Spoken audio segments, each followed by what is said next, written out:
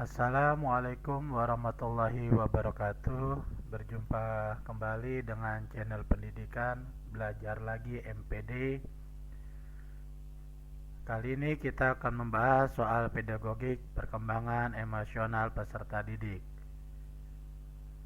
Sebelumnya, yang belum subscribe channel ini dipersilakan untuk melakukan subscribe dan nyalakan loncengnya agar channel ini terus berkembang di dalam dunia pendidikan. Baik, langsung saja. Soal yang pertama, seorang peserta mampu mengendalikan diri dengan baik dalam berbagai situasi dan mampu menjalani kerjasama yang baik dengan teman-temannya dan mampu memposisikan diri di lingkungan dengan baik.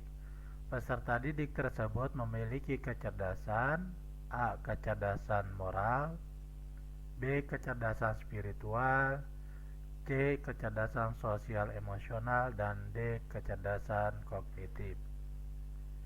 Jawaban yang tepat adalah C. Baik, Bapak dan Ibu sekalian, kan kita bahas kenapa jawabannya adalah C. Oke, dalam pertanyaan ini kita berbicara tentang keadaan sosial peserta didik nih. Seorang peserta mampu mengendalikan diri dengan baik dalam berbagai situasi. Nah, ini berbagai situasi, kemudian dan mampu menjalani kerjasama dengan baik dengan teman-temannya. Artinya di sini ada kaitan kesosialan. Oke. Nah, pertanyaan intinya di sini peserta didik tersebut memiliki kecerdasan A. Moral, B. Spiritual, C. Sosial emosional, dan D. Kognitif. Kalau kita pilihannya adalah A, yaitu yang moral, ini berarti kita berbicara tentang keadaan karakter. Ini jelas keliru, ya. Kemudian kalau kita berbicara tentang spiritual, ini juga sebenarnya karakter, ya. Dan kalau yang D yaitu kognitif, nah, artinya kita berbicara tentang pengetahuan, ini keliru juga.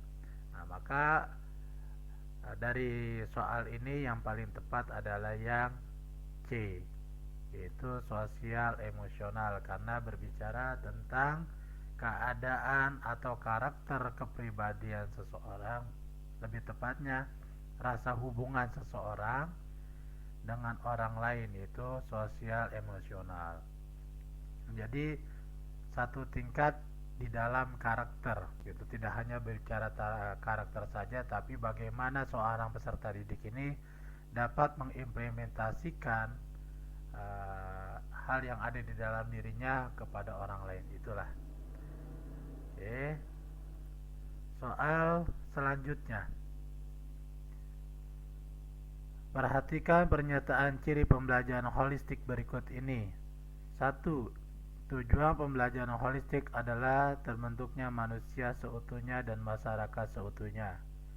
2. Materi pembelajaran holistik mengandung kesatuan pendidikan jasmani rohani, mengasah kecerdasan intelektual, spiritual, emosional, kesatuan materi pendidikan pribadi, sosial, ketuhanan. Dan yang ketiga, proses pendidikan holistik mengutamakan kesatuan kepentingan anak didik dan masyarakat.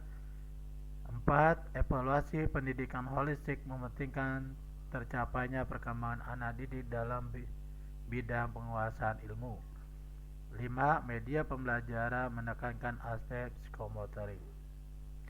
Pertanyaannya, dari pernyataan tersebut yang merupakan pembelajaran holistik ditunjukkan nomor A. 1, 2, dan 3, B. 1, 2, dan 4, C. 1, 3, dan 4, D. 2, 4, dan 5. Jawabannya adalah B, yaitu 1, 2, dan 4. Baik, Bapak dan Ibu sekalian, kenapa jawabannya B? Kita bahas. Inti pertanyaannya di sini ada pada kalimat terakhir, yaitu adalah. dari pernyataan tersebut yang merupakan pembelajaran holistik. Nah, ini adalah kategorinya adalah holistik ya. Ditunjukkan nomor. Nah, apa sih itu pembelajaran holistik? Yaitu pembelajaran yang menerapkan sosial emosional peserta didik gitu. Oke. Yang poin 1 dan 2, tujuan pembelajaran holistik adalah pembentukan manusia. Ya, ini jelas. Masuk kategori sosial emosional. Materi pembelajaran holistik mengandung kesatuan pendidikan jasmani. Nah, ini juga sama. Oke. Yang ketiga, proses pendidikan holistik mengutamakan kesatuan kepentingan anak didik dan masyarakat. Nah, jadi ini hanya terkaitan kepada sosialnya saja, hubungannya saja. Kalau yang 4, evaluasi pendidikan holistik mementingkan tercapainya perkembangan anak didik dalam bidang penguasaan ilmu. Artinya dalam pembelajaran holistik, seorang anak ini menerapkan sistem sosial emosional yang berdasarkan ilmu pengetahuannya dia gitu. Dan yang kelima adalah media pembelajaran menekankan aspek psikomotorik.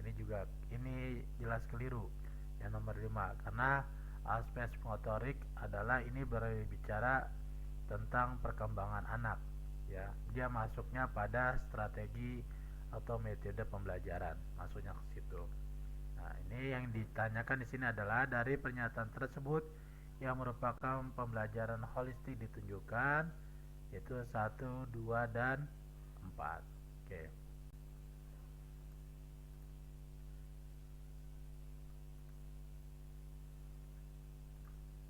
Baik, soal selanjutnya. Pendidikan tidak boleh menghasilkan manusia bermental benalu dalam masyarakat, yakni lulusan pendidikan formal yang hanya menguntungkan hidup pada pekerjaan formal semata. Pendidikan selayaknya menekankan kemandirian, kerja keras, dan kreativitas yang dapat membekali manusia agar bisa servis dan berguna dalam masyarakat. Menurut teori perkembangan emosional, perilaku peserta didik yang sesuai di masyarakat adalah A. Mandiri, kreatif, memecahkan masalah, dan bersemangat. B. Kreativitas, problem solving, berpikir kritis, dan berakhlak karimah. C. Suka menolong, berkata sopan, kreatif, dan berpikir kritis. D. Memecahkan masalah, menganalisis, evaluasi, dan bersemangat. Baik, Bapak dan Ibu sekalian, jawaban yang tepat adalah jawabannya A, yaitu mandiri, kreatif, memecahkan masalah, dan bersemangat. Oke. Sekarang kita bahas antara poin B, C, dan D. Di sini adalah menurut teori perkembangan emosional. Nah, ini kata kuncinya di sini. Menurut perkembangan emosional, perilaku peserta didik yang sesuai dengan di masyarakat adalah kreativitas, problem solving. Nah, ini problem solving hampir sama dengan memecahkan masalah ya. Karena cuma membedakannya di sini adalah yaitu tentang berpikir kritis. Itu berpikir kritis, kemudian kreativitas. Ini tidak termasuk, kreativitas itu tidak termasuk dalam kategori perkembangan emosional peserta didik. Tuh, berpikir kritis juga tidak masuk dalam perkembangan sosial emosional peserta didik. Karena berpikir kritis itu maksudnya kognitivisme. Ya, keliru. Kemudian suka menolong termasuk sosial, berkata sopan. Nah, berkata sopan juga termasuk sosial emosional. Kemudian kreatif juga termasuk sosial emosional. Nah, cuma di sini ada kekeliruan, yaitu berpikir kritis lagi. Berpikir kritis tadi adalah masuk kategori kognitivisme. Kemudian memecahkan masalah ini termasuk kategori sosial emosional, menganalisis. Nah, ini yang keliru di sini nih. Menganalisis, evaluasi ini termasuk kategori kognitivisme. Jadi bukan sosial emosional. Sedangkan pertanyaan yang merujuk pada soal ini adalah perkembangan emosional peserta didik. Maka jawaban yang tepat adalah yang A. Oke. Baik, soal berikutnya. Ratno dan Rani adalah saudara kembar, tapi mereka mengalami perkembangan emosional yang berbeda. Salah satu faktornya adalah pengaruh kelenjar endoktrin. Gejala tersebut dalam perkembangan anak termasuk faktor A. Peran kematangan, B. Peran lingkungan, C. Peran psikososial, peran psikososial, dan D. Peran belajar. Jawaban yang tepat adalah jawabannya A. Peran kematangan. Baik, Bapak dan Ibu sekalian, akan kita bahas kenapa jawabannya peran kematangan. Di sini konteksnya dua anak ini adalah saudara kembar.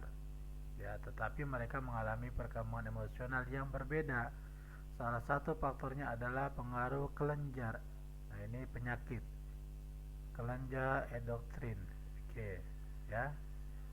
Ini dia mengalami problem penyakit endoktrin. Gejala tersebut dalam perkembangan anak termasuk faktor. Nah, karena ini berbicara tentang sains dalam kehidupan sosial emosional, ya, kalau peran lingkungan itu sebenarnya tidak terpengaruh karena lingkungan tidak terpatuh pada keadaan psikis seseorang. Ini yang jadi problem adalah keadaan psikisnya, kelenjar endoktrin, keadaan karena anak ini tidak bisa berkembang, lalu mereka termasuk kategori terlambat, berkembangnya itu lambat karena memiliki penyakit.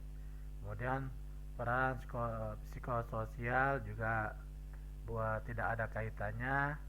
Kemudian peran belajar juga tidak ada kaitannya. Yang murni di sini adalah dikarenakan anak tersebut memiliki penyakit, dan ini jelas ya, peran kematangan gitu. Oke, soal yang berikutnya. Ketika anak merasakan tidak nyaman dengan perilaku orang lain, emosi akan mengingatkannya. Jika meyakini apa yang dirasakan dan mampu mengekspresikannya, orang lain akan tahu apa yang kita rasakan. Hal tersebut merupakan salah satu fungsi emosi. A. Mempertahankan diri, B. Membuat keputusan, C. Menciptakan batasan, D. Komunikasi. Jawabannya adalah C. Menciptakan batasan. Tuh. Ya. Jawaban yang tepat adalah C. Menciptakan batasan. Baik. Kenapa jawabannya harus C? Bapak dan Ibu sekalian, di sini adalah hal tersebut merupakan salah satu fungsi emosi. Artinya refleks. Biasanya seorang anak itu ketika dia agak sedikit kesulitan di sini, makanya di sini ada konteks pertanyaannya gini. Ketika anak merasakan tidak nyaman dengan perilaku orang lain. Nah, konteks pertanyaannya tidak nyaman dengan perilaku orang lain, akan mengingatkan jika meyakini apa yang dirasakannya dan mampu mengekspresikannya. Nah, jadi gitu. Jadi ada sikap masa bodoh gitu dalam konteks fungsi emosional di sini. Ya. Kalau yang A, mempertahankan diri, ini jelas. Biasanya kalau dia mempertahankan diri secara sosial, dia akan berpendapat. Berarti konteksnya adalah dia melakukan pendapatnya sendiri gitu. Nah, di sini lawan dari itu. Yang kedua, membuat keputusan. Nah, ini juga tidak tepat karena konteksnya seseorang anak di sini tidak dalam kategori lingkup pengetahuan atau dalam kategori mengambil kebijakan. Jadi itu bukan termasuk kategori fungsi emosi dalam konteks ini. Dan yang dia adalah komunikasi. Nah, di sini anak ini sebenarnya lebih condong dia itu masa bodoh dalam konteks pemahaman. Nanti juga orang akan tahu seperti itu, bahasa sederhananya. Jadi bukan dalam konteks komunikasi dia berbicara, tapi lebih penekankan pada konteks sosial emosionalnya, yaitu menciptakan batasannya. dengan berpikir masa bodoh tersebut. Itu bahasa kita. Oke, soal itu saja yang bisa saya sampaikan pada hari ini. Jangan lupa subscribe dan nyalakan loncengnya. Mudah-mudahan channel ini terus berkembang di dalam dunia pendidikan. Syahri, billahi taufiq hidayah. Wassalamualaikum warahmatullahi wabarakatuh.